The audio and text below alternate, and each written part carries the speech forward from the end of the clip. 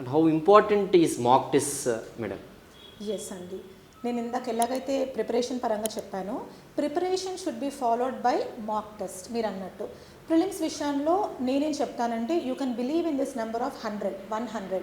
So irrespective of completion of syllabus, ఇప్పుడు మీరు history చదువుతున్నారు, history of India, Indian national movement మొత్తం అయిపోయిన తర్వాతే నేను బిట్స్ చేస్తాను అంటే that is a wrong strategy. అలా చేయకూడదు. మీరు చదువుతున్నప్పుడే మీరు ఆ బిట్స్ చేస్తూ ఉండండి. దానివల్ల ఏమవుతుందంటే మీ మైండ్లో మీరు చేసే మిస్టేక్స్ అనేవి మైండ్లో ఉండిపోతాయి, గట్టిగా ఉండిపోతాయి. వెంటనే ఆ మిస్టేక్కి మీరు సొల్యూషన్ చూసుకుంటారు కాబట్టి మీరు మళ్ళీ ఇంకోసారి ఆ క్వశ్చన్ వస్తే మిస్టేక్ చేయరు.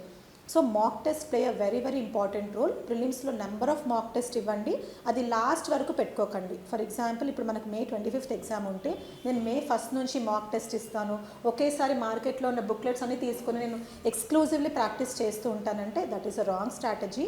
మీరు చదువుతూ మాక్ టెస్ట్ చేయాలి, రివైజ్ చేస్తూ మాక్ టెస్ట్ చేయాలి, last 1 week exclusively mock test చేయాలి. ఇలా ఒక ప్రాపర్ స్ట్రాటజీ ప్రిలిమ్స్ కోసం పెట్టుకోవాలి. నెక్స్ట్ మెయిన్స్ విషయానికి వస్తే ఏంటంటే, from day 1 of your UPSC preparation you should start writing something. మీ చెయ్యి అనేది కదులుతూ ఉండాలి. Because UPSC is not a computer based exam. ఏదైనా సరే రాయాలి కాబట్టి ఆ రాయడం అనేది మీరు ముందు నుంచే ప్రాక్టీస్ చేయాలి. కాబట్టి మెయిన్స్కి కూడా నెంబర్ ఆఫ్ ఆన్సర్ రైటింగ్, ఏదైనా ప్రోగ్రామ్స్ ఉంటే ఆన్సర్ రైటింగ్ జాయిన్ అవ్వండి. ఒక ఆన్సర్ పర్ఫెక్ట్గా రావాలి అనేది మాత్రం మీరు నమ్మొద్దు. No answer will be perfect. కాకపోతే మీరు ఎంతవరకు ఆ క్వశ్చన్ డిమాండ్ మీట్ అవుతున్నారో చూసుకోండి. That helps you a lot in the real mains examination.